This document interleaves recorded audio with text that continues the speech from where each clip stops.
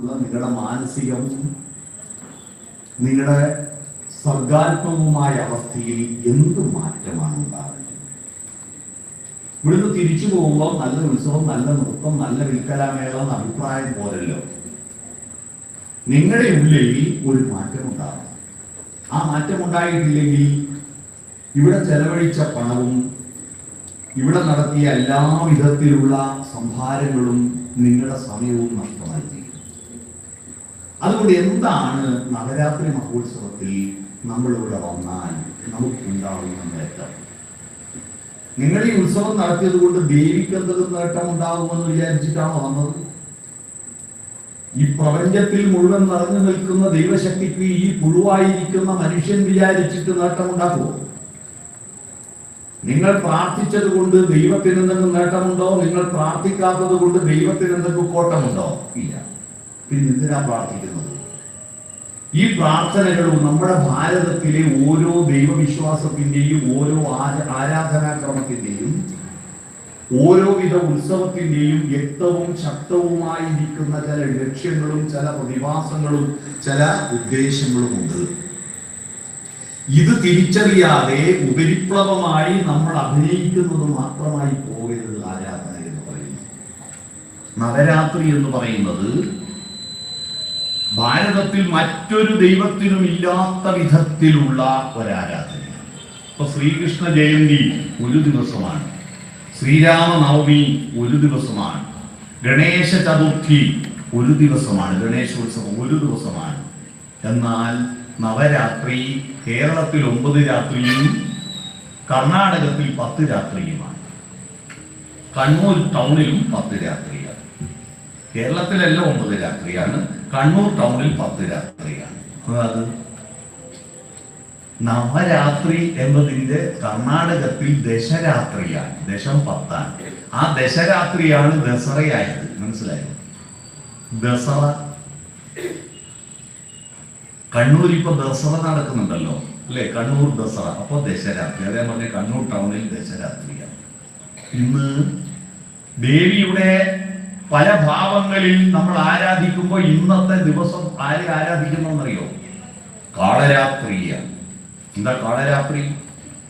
അന്ധകാരത്തിന്റെ ശക്തി, black hole എന്ന് കേട്ടിട്ടുണ്ടോ സയൻസിൽ?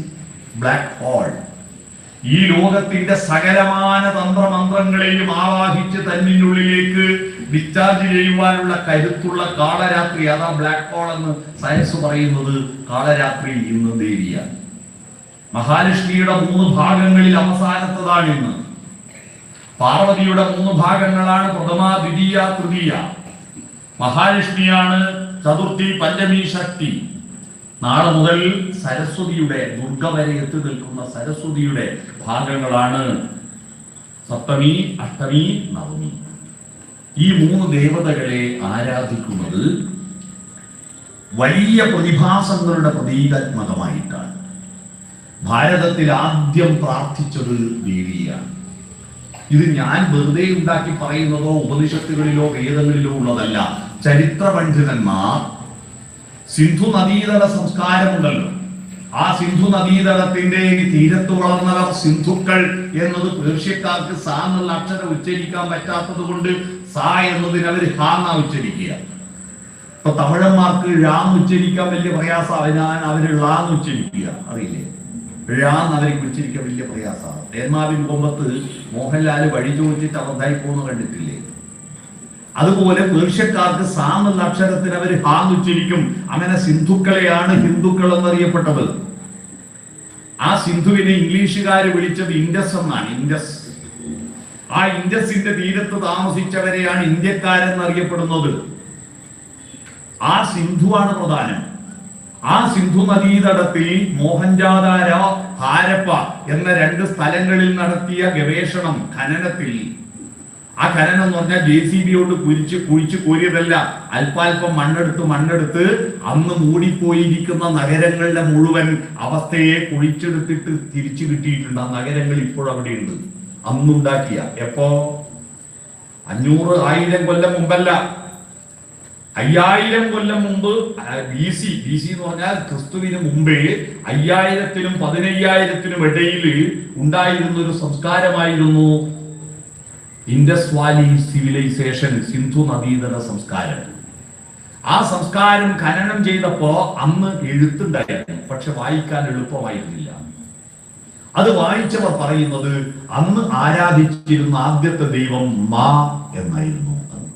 മാ എന്താണ്? മാ എന്ന് പറയുന്ന അമ്മ ആണ്. മാ മിണ്ടി തുടങ്ങാൻ ശ്രമിക്കുന്ന പിഞ്ചിളം ചുണ്ടിന്മേലമ്മിഞ്ഞപ്പാലോടൊപ്പം അമ്മയെന്നുള്ള രണ്ടക്ഷരമല്ലയോ സമ്മേളിച്ചിടുന്നതൊന്നാമതായി അമ്മ അല്ലേ? അത് ഭൂമിയാണ്. ഭൂമിയെ ആയിരുന്നു ആദ്യം. ഭാരതത്തിൽ ആദ്യം ആരാധിച്ചിരിക്കുന്നതെല്ലാം പ്രകൃതി ദേവതകളെയാണ്. പ്രകൃതി ദേവതകൾ അല്ലേ? ഉപനിഷത്ത് കാലഘട്ടത്തിൽ, വേദങ്ങളുടെ കാലഘട്ടത്തിലെല്ലാം ഉള്ള ദൈവങ്ങളെല്ലാം പ്രകൃതി ശക്തികളാണ്. കടലൊരു ദേവനാണ്, വരുണൻ അല്ലേ? ശ്രീരാമൻ, രാമായണത്തിൽ രാമൻ പ്രാർത്ഥിച്ചത് 3 ദേവന്മാരെ മാത്രമാണ്. ഒന്ന് ഗംഗാനദി, ശൃംഗിവേരത്തിലേക്ക് കടക്കുമ്പോ ഗംഗാനദിയെ പ്രാർത്ഥിക്കുന്നുണ്ട് ശ്രീരാമൻ. പിന്നീട് ലങ്കയിലേക്ക് കടക്കുമ്പോ വരുണദേവനെ പ്രാർത്ഥിക്കുന്നുണ്ട് ശ്രീരാമൻ. അവസാനം ദശാനനെ, രാവണനെ കൊല്ലാൻ ശ്രമിക്കുമ്പോ പലതവണ തലയർത്തിട്ടിട്ടും മരിക്കുന്നില്ല ബ്രഹ്മാവിന്റെ വരദാന ശക്തി കൊണ്ട്. അങ്ങനെ അവസാനം സഹികെട്ട രാമൻ തളർന്നിരിക്കുമ്പോ അഗസ്ത്യമുനി പ്രത്യക്ഷപ്പെട്ടു. അഗസ്ത്യമുനിയാണ് ആര്യവംശത്തിന്റെ ഗോഡ് ഫാദർ. അദ്ദേഹം പ്രത്യക്ഷപ്പെട്ടിട്ട് പറയാ, രാമ നീ പ്രാർത്ഥിക്കുന്നു. ആരെയാ? വിഷ്ണുവിനെയാണോ, ബ്രഹ്മാവിനെയാണോ, ഗണപതിയാണോ, സരസ്വതിയാണോ? ഒന്നുമല്ല. പ്രാർത്ഥിക്കാൻ പറഞ്ഞത് സൂര്യനെയാണ്. സൂര്യനെയാണ് പ്രാർത്ഥിക്കാൻ. ആദിത്യ ഹൃദയ മന്ത്രം ചൊല്ലാനാ പറയുന്നത്. രാമായണം വായിച്ചവർക്കറിയാം. രാമന്റെ ആദിത്യ ഹൃദയ മന്ത്രം അറിയോ? സന്താപനാശകരായ നമോ നമ, അന്ധകാരാന്ധകായ തേ നമോ നമ, ചിന്താമണേ ചിദാനന്ദായ തേ നമ, നീഹാരനാശകരായ നമോ നമ, ശാന്തായ രൗദ്രായ സൗമ്യായ ഘോരായ കാന്തിമതാം കാന്തി രൂപായ തേ നമ, ലോകായ വിശ്വൈക സാക്ഷിണതേ നമ, ഇത്തമാദിത്യ ഹൃദയം ജപിച്ചു നീ ശത്രുക്ഷയം വരുത്തിയിടുക സത്വരം എന്ന് അഗസ്ത്യാഗമനവും ആദിത്യ സ്തുതിയും എന്ന് യുദ്ധകാണ്ഡത്തിൽ ഒരു അധ്യായമുണ്ട്. ഭാരതത്തിൽ ആദ്യത്തെ മന്ത്രം ഏതാണെന്നറിയാമോ? ഏത് ആദ്യത്തെ മന്ത്രം? ഓം നമ ശിവായ, ഓം നാരായണായ, ഓം ഹ്രീം ഹ്രൈം എന്നൊന്നുമല്ല. ആദ്യത്തെ മന്ത്രം വേദങ്ങളുടെ മൂലമന്ത്രമാണ്. ആ മന്ത്രത്തിന്റെ പേര് സൂര്യഗായത്രി എന്നാണ്. സൂര്യഗായത്രി. എന്താ സൂര്യഗായത്രി? ദൈവത്തെ അർച്ചിക്കാനല്ല, മനസ്സിനെ ഉണർത്താൻ. അതാണ് വിദ്യ. ആ വിദ്യ ഉണ്ടാക്കിയപ്പോഴാണ് ദൈവങ്ങൾ എന്തെന്ന് തിരിച്ചറിഞ്ഞത്. ആ വിദ്യയുടെ പേര് പ്രകാശം എന്നാണ്. വിദ്യ എന്ന് പറഞ്ഞാൽ ഇടിമിന്നൽ എന്നാണ്. ഇടിമിന്നലിന്റെ പ്രകാശത്താണ് വിദ്യുത്ത് തടിത്ത് സൗമിനി സൗദാമിനി. വിദ്യുത് ഇടിമിന്നലിന്റെ വഴിയായത്. വിദ്യുത്ത് തടിത്ത് സൗമിനി സൗദാമിനി. ആ ഇടിമിന്നൽ വെളിച്ചമുണ്ടാക്കുന്ന ശക്തിയാണ് വിദ്യുത് ശക്തി. മനസ്സിലായോ? കരണ്ടിന്റെ മലയാളം വിദ്യുത് ശക്തി എന്നല്ലേ? ആ വിദ്യ മനസ്സിൽ ഉണ്ടാക്കാൻ വേണ്ടിയിട്ട് പത്മതീർത്ഥമേ ഉണരു, മാനസ പത്മതീർത്ഥമേ ഉണരു. സൂര്യൻ ഉദിച്ചു വരുന്ന, സൂര്യൻ അർഘ്യം കൊടുക്കാനാണ് സൂര്യന്റെ പുത്രനായിരിക്കുന്ന തുളസിക്ക് അല്പം വെള്ളം നനച്ചു കൊടുക്കുന്നത്. അത് സൂര്യൻ അർഘ്യം കൊടുക്കലാ. ആ സൂര്യനെയാണ് ആദ്യം പ്രാർത്ഥിച്ചത്. രാമൻ പ്രാർത്ഥിച്ചത് സൂര്യനെയാണ്. അപ്പോ കടല്, പിന്നെ ഭൂമി. പണ്ടത്തെ ആളുകൾ ഉറക്കഴിഞ്ഞിട്ട് നിലത്ത് കാല് കുത്തുന്നതിന് മുമ്പ് ഒരു പ്രാർത്ഥന നടത്തിയിരുന്നു. ഓർമ്മയുണ്ടോ? സമുദ്രവസനേ ദേവി പർവതസ്തനമണ്ഡിതേ വിഷ്ണുപത്നി നമസ്തുഭ്യം പാദസ്പർശം ക്ഷമസ്വമേ. സമുദ്രമാകുന്ന വസ്ത്രമുടുത്തവളെ ദേവി, പർവ്വതങ്ങളാകുന്ന സ്ഥലങ്ങളുള്ളവളെ, വിഷ്ണുവിന്റെ പത്നിയായി വിരാജിക്കുന്നവളെ, എന്റെ കാൽച്ചവിട്ട് പൊറുക്കണേ എന്ന് പറഞ്ഞിട്ടേ നിലത്ത് കാല് കുത്താവുള്ളൂ. ഈ മന്ത്രം ചൊല്ലിയ വീട്ടിലെ കുട്ടികൾക്ക് ഭൂമിയെ ബഹുമാനിക്കും. ആ ഭൂമിയെ ശല്യപ്പെടുത്തുന്ന ഒന്നും ആ കുട്ടികൾ ചെയ്യില്ല. ഉത്സവ പറമ്പെന്ന് തിരിച്ചു പോകുമ്പോ ഓക്കെ എന്തെന്ന് ഭൂമിയോടല്ല ഓക്കെ ഓക്കെ എന്ന് പറഞ്ഞൊരു സാധനമുണ്ട് തിന്നുന്ന. അതുപോലെ ലേസ് ഐസ് ഇതൊക്കെ വാങ്ങി തിന്നിട്ട് ആ പാക്കറ്റ് മണ്ണിൽ എറിഞ്ഞിട്ട് നിങ്ങൾ എന്തിന് ഈ കുട്ടികളെ ഈ നവരാത്രി വ്രതം ആഘോഷിക്കാൻ പ്രേരിപ്പിക്കുന്നു? ഈ കുട്ടികൾ അവര് തിന്ന പാക്കറ്റ് അത് ഇട്ട് വെക്കേണ്ട കൊട്ടയിലേക്ക് കൊണ്ടുപോയി ഇടുന്നില്ലെങ്കിൽ അവരിവിടെ നേർച്ച നടത്തിയിട്ട് ഒരു കാര്യമില്ല. കാരണം ഭൂമി അപമാനിക്കുകയാണ് പ്ലാസ്റ്റിക് കൊണ്ട്. ഭൂമിയോട് ചേരുന്നതെല്ലാം ഭൂമിക്ക് അപമാനമല്ല. ജൈവികമായിരിക്കുന്ന എന്തും ഭൂമിയിലേക്ക് ചേർത്താൽ ഭൂമി അതിനെയെല്ലാം സ്വന്തമാക്കി ഏറ്റുവാങ്ങും. അതാണ് അമ്മ എല്ലാം ക്ഷമിക്കുന്ന ക്ഷമയാ ധരിത്രി. എന്തും ക്ഷമിക്കും, പക്ഷെ പ്ലാസ്റ്റിക് ക്ഷമിക്കില്ല. കാരണം അത് ഭൂമിയുടെ ഉർവരതയെ നശിപ്പിക്കുന്നതാണ്. ഭൂമിക്കൊരു ഉർവരതയുണ്ട്, എന്തും സ്വീകരിക്കും. നിങ്ങൾ കാർക്കിച്ച് കുപ്പിയാ പിറ്റേന്നേക്ക് അത് മണ്ണിന്റെ ഭാഗമാവും. മൂക്ക് ചീറ്റിയിട്ടാൽ മണ്ണിന്റെ ഭാഗമാവും. ഞാൻ പറഞ്ഞു വന്നത് മണ്ണിന്റെ ഒരു പ്രത്യേകത എന്ത് വൃത്തികേടിനെയും തന്റേതാക്കി മാറ്റും, പക്ഷേ പ്ലാസ്റ്റിക്കിനെ മാറ്റില്ല. അത് പ്ലാസ്റ്റിക് മണ്ണിലെറിയുന്നവരാണ് മഹിഷാസുരന്റെ ആളുകൾ. ഇവിടെയുള്ള കുട്ടികൾ ആരെങ്കിലും പ്ലാസ്റ്റിക് ഇനി മുതൽ മണ്ണിൽ എറിഞ്ഞിട്ടുണ്ടെങ്കിൽ, പ്ലാസ്റ്റിക് കുപ്പി വലിച്ചെറിഞ്ഞിട്ടുണ്ടെങ്കിൽ, തോട്ടിലൊഴുക്കിയിട്ടുണ്ടെങ്കിൽ നിങ്ങൾ മഹിഷാസുരന്റെ ആളാ. ദുർഗ നശിപ്പിച്ച കൊന്നുകളഞ്ഞ മഹിഷാസുരന്റെ ആളാണ് നിങ്ങളെന്ന് മനസ്സിലാക്കുക. കാരണം ഈ ഭൂമി നമ്മുടെ ദൈവമാണ്. ആ ഭൂമിയെ ആരാധിച്ചു ഇല്ലേ? ഭൂമിയെ ആരാധിച്ചു. പിന്നെയോ വൃക്ഷങ്ങളെ ആരാധിച്ചു, ആൽമരത്തെ ആരാധിച്ചു, ആൽമരത്തെ ആരാധിച്ചു, വൃക്ഷങ്ങളെ ആരാധിച്ചു, തുളസി ചെടിയെ ആരാധിച്ചു ഇല്ലേ? തുളസി ചെടിയെ ആരാധിച്ചു. കേരളത്തിൽ വൃക്ഷങ്ങളായിരുന്നു. വെടലച്ചോട്ടിൽ, കാഞ്ഞിരച്ചോട്ടിൽ, ചെമ്പകച്ചോട്ടിൽ, എലഞ്ഞിച്ചോട്ടിലൊക്കെയായിരുന്നു ദൈവസ്ഥാനങ്ങൾ. മഹാലക്ഷ്മി എന്ന് പറയുന്നത് മാവിന്റെ ചൂതത്തിന്റെ ഇലകളാണ് മഹാലക്ഷ്മി. ഉത്സവത്തിൽ കാസർഗോഡ് അങ്ങോട്ട് ചെന്ന് നോക്കൂ, ഉത്സവത്തിൽ മഹാദേവി പൂജ നടത്തുമ്പോ മാവിന്റെ ഇലകളാണ് ഡെക്കറേഷനായിട്ട് തൂക്കുക. മാവിന്റെ ഇലകൾ, മാവിന്റെ ഇല ഇവിടുന്നൊക്കെ പൈസയും കൊടുത്തിട്ട് അങ്ങോട്ട് കർണാടകത്തിലേക്ക് മാവിന്റെ ഇല കയറ്റുമതി ചെയ്യുന്നുണ്ട്, അറിയാവോ? മാവിന്റെ ഇല അവിടെ ലക്ഷ്മിയുടെ സാന്നിധ്യമായിട്ടാണ്. ഇലയെ ആരാധിച്ചു. പ്രകൃതി ശക്തികളാണ് എല്ലാം നമ്മുടെ ആദ്യത്തെ ദൈവങ്ങൾ. ആ പ്രകൃതി ശക്തിയിൽ 3 ഭാവങ്ങളുണ്ട്. അതൊന്ന് പാർവതിയാണ്, പർവ്വതത്തിന്റെ താഴ്വരയിൽ ഇരിക്കുന്ന ഭൂമി, മനുഷ്യൻ അധിവസിക്കാൻ പറ്റിയ ഭൂമി പാർവതി. രണ്ടാമത് മനുഷ്യൻ അതിൽ ഉഭയങ്ങൾ ഉണ്ടാക്കിയപ്പോ ധനമുണ്ടായി, അതാണ് മഹാലക്ഷ്മി. മനസ്സിലായി? അതുവരെ മനുഷ്യൻ ഉണ്ടാകുന്നതിന് മുമ്പ് ഈ ഭൂമിയിൽ ധനദേവത ഉണ്ടായിരുന്നില്ല. ഈ ഭൂമിയിൽ ഒന്നും ഉണ്ടായിരുന്നില്ല. ഉണ്ടായിരുന്നു പ്രകൃതിദത്തമായിട്ടുള്ള വൃക്ഷങ്ങളിൽ കായ്കനികൾ ഉണ്ടായിരുന്നു. അതൊന്നും മനുഷ്യൻ നട്ടുമുളപ്പിച്ചതല്ല. അത് പാർവതിയുടെ സൃഷ്ടിയായിരുന്നു. അത് ഭൂമിദേവിയുടെ സൃഷ്ടിയായിരുന്നു. അന്ന് 3 ലക്ഷം വർഷങ്ങൾക്ക് മുമ്പ് മനുഷ്യൻ ഈ ദൈവവിശ്വാസവും ആരാധനയും അമ്പലെല്ലാം തുടങ്ങുന്നതിന് മുമ്പ് കാട്ടാളനായി നടക്കുന്ന കാലത്ത് മനുഷ്യൻ എന്താ പണി? വീടില്ല, അക്ഷരം പഠിക്കണ്ട, ഹോംവർക്ക് ചെയ്യണ്ട, അസൈൻമെന്റ് ചെയ്യണ്ട, പ്രൊജക്ട് ചെയ്യണ്ട, കുടുംബശ്രീ യോഗത്തിന് പോകണ്ട, ഇൻസ്റ്റഗ്രാം നോക്കണ്ട, ഒന്നുമില്ല. രാവിലെ എണീറ്റ വിശ്രമിക്കുക, തിന്നാൻ എന്താ കിട്ടുക നോക്കുക, വെത്തിയെടുത്ത് കിടന്നുറങ്ങുക, അടിച്ചു വാരണ്ട, വീടില്ലല്ലോ, കൃഷിയില്ല. രാവിലെ എഴുന്നേറ്റ് ഒരു നടക്കും, നടന്നിട്ട് വെത്തിയെടുത്ത് കിടക്കും, തിരിച്ചു പോകണ്ടല്ലോ. ആടെ അതിനുള്ള ഭൂമി ഉണ്ടാവും.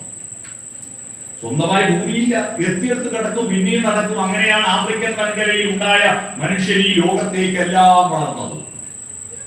ആ മനുഷ്യൻ എപ്പോഴാണ് മനുഷ്യൻ ഉണ്ടായത്? കാട്ടാളത്വത്തിൽ നിന്ന് മാനവികതയിലേക്ക് എപ്പോഴാണ് മാറിയത്?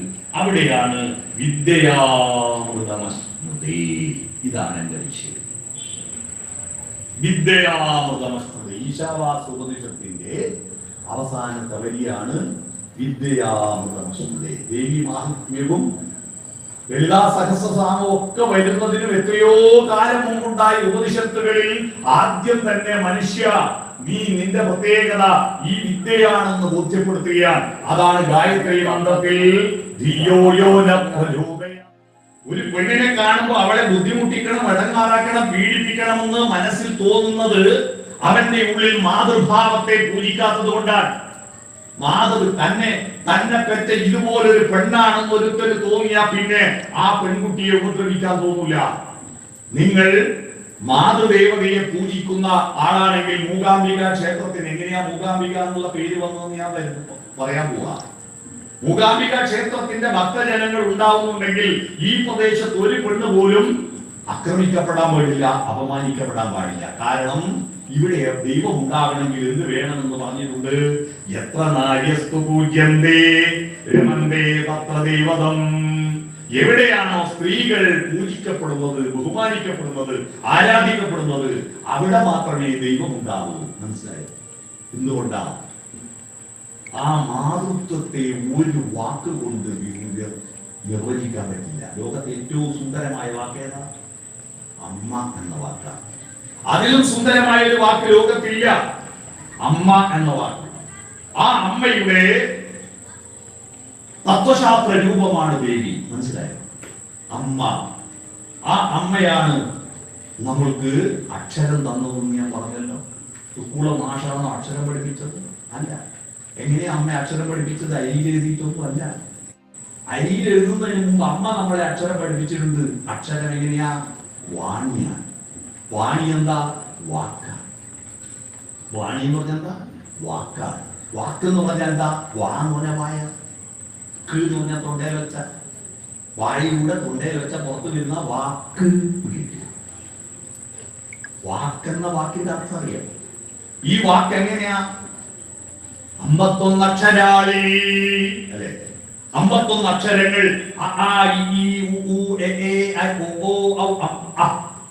15 അല്ലെ? സ്വരങ്ങൾ 15.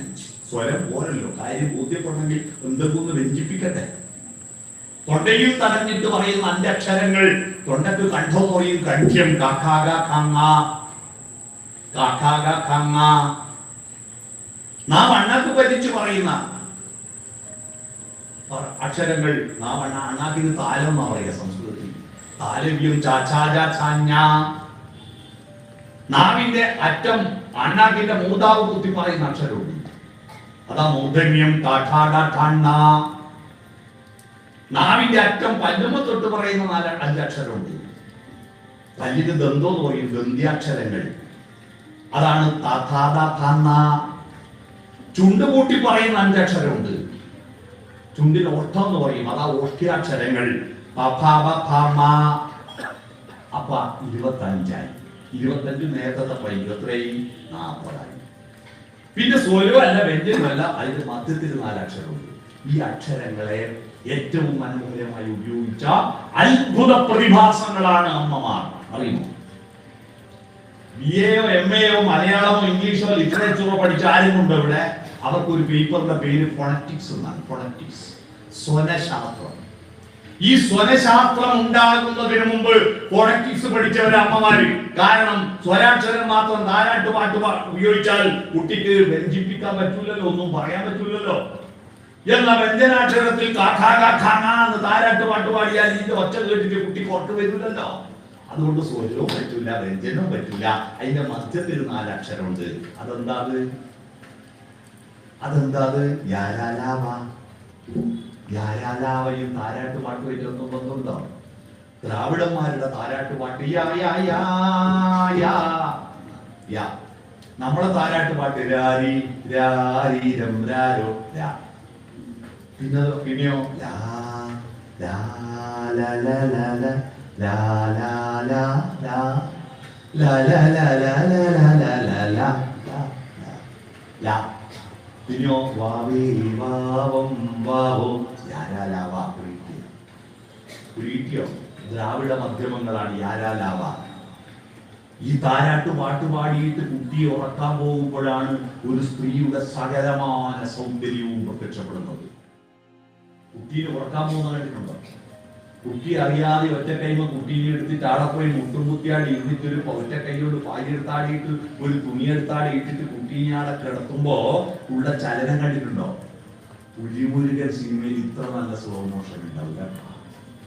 എത്ര കല്യാണിക്ക് കുട്ടീനെ അവിടെ ഞങ്ങളാണെങ്കിൽ കുട്ടീനെ കിടത്തുക എന്ന് പറയില്ല, കുട്ടീനെ മണിക്കുക എന്നാ പറയാ. മണിക്കട്ടെ എന്നാ. എത്ര സുന്ദരമായിട്ടാണ് കിടത്തിയിട്ട് ചന്തിയുടെ അടിയിൽ നിന്ന് കൈവരിക്കുമ്പോ കുട്ടി അറിയില്ല. എന്നിട്ടൊരു തുണിയെടുത്ത് മേലെ അടിയിട്ടിട്ട് തുടങ്ങിൽ പിന്നെയുണ്ട് 2 മുട്ട്. ആ 2 മുട്ടും മുട്ടിയിട്ട് ഉറങ്ങി ഉറപ്പ് വരുത്തിയാൽ മുട്ടും കുത്തി എണീറ്റ് മുടിയും കെട്ടി പടിയുടെ അടുത്തെത്തുമ്പോ ഒരു തിരിഞ്ഞു നോട്ടമുണ്ട്. എന്റെ കുഞ്ഞുമോൾ ഒത്ത് തെളിയുന്നുണ്ടാവോളി എന്നുള്ള മട്ടിൽ ആ തിരിഞ്ഞു നോട്ടമില്ലേ, ഒരര ചിരിയും ചിരിച്ചിട്ടുള്ള തിരിഞ്ഞു നോട്ടത്തിൽ ആ അമ്മയുടെ സൗന്ദര്യം ലോകത്തോലെ ഐശ്വര്യ റോയ്ക്ക് കാണാൻ പറ്റില്ല. അതിനെ കാണാൻ പറ്റാണ്ട് അമ്പലത്തിൽ ദേവീനെ പൂജിച്ച പോരാട്ടം ഈ അമ്മയെ കാണാം. ആ സൗന്ദര്യം കാണാൻ പറ്റുന്നില്ല ഈ കുട്ടിയുടെ അച്ഛനെ വിളിക്കാൻ പറ്റില്ല. കുട്ടി ഉറങ്ങിക്കഴിഞ്ഞാൽ ആ മാതൃത്വത്തിന്റെ ഒരു മഹത്വം ആയിരിക്കും. അവൾ വെറും അമ്മയാവുന്നു. ലോകത്തിലുള്ള സകലമാന മനുഷ്യരും ഉറങ്ങും, എല്ലാവരും ഉറങ്ങും. അവൾ ആഹ്വാനം ചെയ്യുന്നു. കൈതപ്രം ദാമോദരൻ നമ്പൂതിരി ആഹ്വാനത്തെ വരികളാക്കിയിട്ടുണ്ട്. ഒരു കണ്ണാൽ സൂര്യനുറങ്ങേ, മറുകണ്ണാൽ തിങ്കളുറങ്ങേ, തൃക്കൈയിൽ വെണ്ണയുറങ്ങേ, മാമൂണിന് ഭൂമിയൊരുങ്ങേ, തിരുമധുരം നാവിലുറങ്ങേ, തിരുനാമം മനസ്സിലുറങ്ങേ, എന്നുണ്ണിക്കണ്ണനുറങ്ങാൻ മൂലോകം മുഴുവനുറങ്ങേ, മൂലോകം മുഴുവനുറങ്ങേ, ഉണ്ണി വാവാവോ. കേട്ടിട്ടുണ്ട? പാട്ട് കേട്ടിട്ടില്ലേ? എല്ലാരും ഉറങ്ങണം, ഉറങ്ങിയാ പോരാ. ആ ഉറങ്ങുന്ന കുയിലിന്റെ അമ്മയ്ക്ക് കുയിലിന്റെ പാട്ട് കേട്ടാ പോലും ദേഷ്യം. കുയിലിനെ സഹായിക്കും. കുയിലെ, നിന്റെ പാട്ടിന്റെ വോളിയം കുറക്കുന്നു, എന്റെ മോനെ ഉറങ്ങ. നിലാവിളിച്ച് നമുക്കെല്ലാം ഇഷ്ട. പക്ഷെ നിലാവിന്റെ ശിശിരരശ്മികൾ ജലരനികൾക്കിടയിലൂടെ കടന്നു വന്ന് ഉറങ്ങുന്ന കുഞ്ഞിന്റെ കൺപോളകൾ സ്പർശിച്ചിട്ട് അവന്റെ സ്വപ്നങ്ങളുടെ നിറം കെട്ടുപോകാതിരിക്കാൻ നിലാവേ നിന്റെ വോൾട്ടേജ് കുറക്കുന്നു സഹായിക്കും അമ്മ. നാട്ടുകാരോട് മാത്രമല്ല, ഹൃദയത്തോട് ആജ്ഞാപിക്കും. ഒച്ചത്തിൽ മിടിക്കല്ല. ഒന്നിനി ശ്രുതി താഴ്ത്തി പാടുക പൂങ്കുയിലേ, എന്നോമലുറക്കമായി ഉണർത്തരുതേ, എന്നോമലുറക്കമായി ഉണർത്തരുതേ. ഒന്നിനി തിരിതാഴ്ത്തു ശാരദ നിലാവേ, കണ്ണിലെ കിനാവുകൾ കെടുത്തരുതേ, കണ്ണിലെ കിനാവുകൾ കെടുത്തരുതേ. സ്വന്തം ഹൃദയത്തോട് ആജ്ഞാപിക്കുന്നു. ഉച്ചത്തിൽ മിടിക്കല്ലേ നീ എന്റെ ഹൃദന്തമേ, സ്വച്ഛ ശാന്തമെന്നോമൽ മയങ്ങിടുമ്പോൾ. ഇതാണ് അമ്മ. ഈ അമ്മയെ തിരിച്ചറിയാതെ സരസ്വതിയുടെ ചിത്രം മാത്രം വെച്ചിട്ട് കാര്യമുണ്ടോ? ആ അമ്മയാണ് 15 സ്വരങ്ങൾ, 25 വ്യഞ്ജനങ്ങൾ, 40 ദ്രാവിഡ മധ്യമങ്ങൾ, 4 44 ഊഷ്മാക്കൾ, ഊഷ്മാക്കൾ 3 47 മഹാപ്രാണം 48 ദ്രാവിഡ മധ്യമങ്ങൾ 3 ലാ രാ റാ 48 3 51 അക്ഷരാളി. ഈ അക്ഷരങ്ങൾ ഉടലെടുത്തപ്പോഴാണ് ദേവി വെളിച്ചമായി വിദ്യ അമൃതമസ്തുതയായി അക്ഷരങ്ങൾ ഉടലെടുത്തത്. കാട്ടാളന്മാരായി നടക്കുമ്പോ ഈ പെണ്ണ് ഗർഭിണിയായിരിക്കുമ്പോ ഗുഹക്കകത്ത് ഇരുന്നിട്ട് ബാക്കി കാട്ടാളന്മാര് ഭക്ഷണം ശേഖരിക്കാൻ പോയവര് ഭക്ഷണം ശേഖരിച്ച് തിന്നേ കഴിച്ച് ബാക്കി ഇവക്ക് കൊണ്ടു കൊടുക്കും. ഇവളത് തിന്നുമ്പോ അതിന്റെ കുരും തോലെല്ലാം ഗുഹക്ക് പുറത്തേക്ക് എറിയും. അന്ന് ചവിട്ടുമ്പോ തുറക്കുന്ന മൂടിയുള്ള പാത്രമൊന്നും ഇല്ലല്ലോ, ഇട്ടുവെക്കാൻ വലിച്ചെറിഞ്ഞിട്ട് അടുത്ത ഭക്ഷണം വരുന്നുണ്ടോ എന്ന് ഗുഹാമുഖത്തേക്ക് നോക്കിയിരിക്കുക. അങ്ങനെ നോക്കിയിരിക്കുമ്പോഴാണ് പുറത്ത് മഴ പെയ്തത്. പുറത്ത് മഴ പെയ്തിട്ട് ഇവൾ പുറത്തേക്ക് എറിഞ്ഞ കുരുവിൽ നിന്ന് ഇലകൾ ഉയർന്നു വരുന്നു. ആ ഇലയെ കണ്ടപ്പോഴാണ് ആദ്യത്തെ വിദ്യസ്ഫുരണമുണ്ടായത്. ഈ ഇലയിൽ ഇല കണ്ടപ്പോഴാണ്. എന്താ ഇല? ഏത് മരത്തുന്ന ഈ പഴം പറിച്ചെടുത്തത് അതേ മരത്തിന്റെ ഇലയാണ് ഈ കുരുവിനകത്ത് പുറത്തു വരുന്നത്. അതും ഇതും ഒന്ന്. കുരുവിനകത്ത് മരമുണ്ട്, നട്ടാൽ മുളക്കും എന്ന അറിവാണ് ആദ്യത്തെ അറിവ്. ഈ അറിവ് നാട്ടുകാരോട് പറയാനാണ് ആദ്യത്തെ മഹാപ്രാണം ഉണ്ടായത്. ആദ്യത്തെ അക്ഷരം എന്ന അക്ഷരം മഹാപ്രാണം. അപ്പോ കാട്ടാളന്മാർ ഓഹോ ഓടി വന്നു ചേർന്നിട്ട് ഇത് പറഞ്ഞു കൊടുക്കാൻ നമുക്ക് മലയാളമില്ല, ഇംഗ്ലീഷില്ല, ഹിന്ദിയിൽ എന്തൊക്കെ ഉണ്ടോ? ഇത് പറഞ്ഞു കൊടുക്കാനുള്ള പരിശ്രമത്തിൽ നിന്നാണ് മഹാപ്രാണത്തെ വർണ്ണങ്ങൾ ചേർത്തിട്ട് അക്ഷരങ്ങൾ ഉണ്ടായത്. അട്ടഹാസത്തിൽ നിന്ന് മാറിയിട്ട് മെല്ലെ പറയാൻ തുടങ്ങിയത്. അങ്ങനെ ഇത് ബോധ്യപ്പെടുത്തിയപ്പോഴാണ് നട്ടത്. നട്ടപ്പോഴും നാടുണ്ടായത്. നാടെന്ന് പറഞ്ഞാൽ നടുന്നത് നാട്, തനിയെ മുളച്ചത് കാട്. നടുന്നവൻ നാട്ടാളൻ, ഒന്നും നടാത്തവൻ കാട്ടാളൻ. ഇതിലേതിലാ നിങ്ങൾ ഒന്ന് സ്വയം ആലോചിച്ചു. എന്തെങ്കിലും നടുന്നവൻ നാട്ടാളൻ, ഒന്നും നടാത്തവൻ കാട്ടാളൻ. മനസ്സിലായോ? നട്ടു. നട്ടപ്പോ മുളക്കുമോ, മുളച്ച പൂക്കുമോ, പൂത്താൽ കായ്ക്കുമോ എന്നറിയാൻ വേണ്ടി ആദ്യമായിട്ട് ഒരു സ്ഥലത്ത് സ്ഥിരവാസമാക്കി. ആ സ്ഥിരവാസം ഉണ്ടാക്കുമ്പോഴാണ് ആദ്യത്തെ ദൈവം ഉണ്ടാവുന്നത്. ശാലയായി. വേദങ്ങളിൽ ആദ്യം പ്രാർത്ഥിച്ചത് ശാലേ എന്ന ദൈവത്തെയാണ്. കേട്ടിട്ടുണ്ടോ? വേദത്തിൽ ഒരു മന്ത്രം, ഹേ ശാലേ, ഞങ്ങളുടെ പശുക്കളെ ക്രൂരമൃഗങ്ങളിൽ നിന്ന് രക്ഷിക്കണമേ. ഹേ ശാലേ, ഞങ്ങളുടെ കൃഷിയെ കൊടും വരൾച്ചയിൽ നിന്നും അതിവർഷത്തിൽ നിന്നും രക്ഷിക്കണമേ എന്ന പ്രാർത്ഥന. ശാല, ആ ശാല മഴ കൊള്ളാതെ വെയിൽ കൊള്ളാതെ കാത്തു രക്ഷിക്കുന്ന പൊന്നു തമ്പുരാൻ. ആ ശാലയാണ് പാണ്ഡികശാലയും നാടകശാലയും വായനശാലയുമായി മാറിയത്. അറിയണം, അതാ പർണശാല. പർണം എന്ന് പറഞ്ഞാൽ എന്താ? ഇല. പർണം എന്ന് പറഞ്ഞ ഇല. പാർവതിക്ക് അപർണ എന്നൊരു പേരുണ്ട്, അറിയാവോ? എങ്ങനെയാ പാർവതിക്ക് അപർണ എന്ന് പേര് വന്നത്? എങ്ങനെയാണെന്ന് അറിയാവോ? അപർണ നല്ല പേരാ. ഞാൻ ആ പേര് കണ്ട കുട്ടികളോട്, പേരുള്ള കുട്ടികളോടെല്ലാം ചോദിച്ചു, എങ്ങനെയാ മോളെ അപർണ എന്നുള്ള പേര് വന്നത്? ഇവിടെ ആയിരിക്കും അപർണയുണ്ടോ? അപർണയുണ്ടായിരുന്നു. ഉത്തരം പറയുന്നതിൽ ചില എഴുതാനും അറിയില്ല അല്ലേ? അപർണ എന്ന് പറഞ്ഞാൽ പാർവതി ശിവനെ തപസ് ചെയ്യുമ്പോ ഈ താമസന്മാർക്ക് അംഗീകരിച്ച ഒരു പരിപാടി, ഒരു പ്രോട്ടോകോൾ. എന്താ പറയുക? തപസ് ചെയ്യുമ്പോൾ ഭക്ഷണം ഒന്നും കഴിക്കാൻ പാടില്ല, ഒരേലയും കഴിക്കില്ല. പാട്ടില്ല, ഒരില കഴിക്കാം. ജീവൻ നിലനിർത്താൻ വേണ്ടി ഡെയിലി ഒരു ഇല കഴിക്കാം. എന്നാ പാർവതി ആ ഇല പോലും കഴിക്കാതെയാണ് തപസ് ചെയ്തത്. പർണം പോലും കഴിക്കാതെ തപസ് ചെയ്തവൾ അപർണ. പിടിക്കണം. ഇങ്ങനെ അപർണ എന്ന് പേര്. ഈ പർണങ്ങൾ കൊണ്ടുണ്ടായ ശാലയാണ് പർണശാല. ആ പർണശാല ഉണ്ടാക്കി അടുത്തിരുന്നപ്പോഴാണ് അട്ടഹാസത്തിൽ നിന്നും മെല്ലെ പറച്ചലുണ്ടായത്. അട്ടഹാസത്തിൽ നിന്നും മെല്ലെ പറച്ചൽ എന്താ? ഏഹേ എന്നതിന് പകരം ഒറ്റക്കം വീണാദം മാത്രം മൂളും വീണാദാനം ഞാൻ എന്ന പാട്ട് കേട്ടു. ഷഡ്ജം അനുദാത്ത സ്വരം ഉണ്ടാകും. ഉദാത്ത സ്വരത്തിൽ നിന്ന് അനുദാത്ത സ്വരം ഉണ്ടാകും. പിന്നീട് കുറച്ചാള് വട്ടത്തിൽ വന്നിരുന്നപ്പോ അതിന്റെ മധ്യത്തിൽ ഒരു സ്ഥായി ഉണ്ടാകുന്നു. അത് സ്വരിതമാകുന്നു. ഉദാത്ത അനുദാത്ത സ്വരിതം എന്ന് പറഞ്ഞൊരു വാക്ക് കേട്ടിട്ട് പാട്ട് കേട്ടിട്ടുണ്ടെന്ന് കേൾക്കണം. ഹിസ്ഹൈദസ് അബ്ദുള്ള എന്ന് പറഞ്ഞ സിനിമയുണ്ട്. അതില് മോഹൻലാലും കൈതപ്പുറവും അപ്പുറം ഇപ്പുറം എടുത്തിട്ട് പാട്ട് പാടുന്ന മത്സരിക്കുന്ന രംഗമുണ്ട്. കേട്ടിട്ടില്ല? ദൈവസഭാതലം രാഗിലമാകുവാൻ നാദമയൂഖമേ സ്വാഗതം. ഷഡ്ജം, അതാണ് അനുദാത്തം. ഷഡ്ജം സാ. കുറച്ചുകൂടി മേലോട്ട് ഋഷഭം രീ, ഗാന്ധാരം ഗാ, മധ്യമം മാ, പഞ്ചമം പാ, ധൈവതം ധാ, നിഷാദം നീ,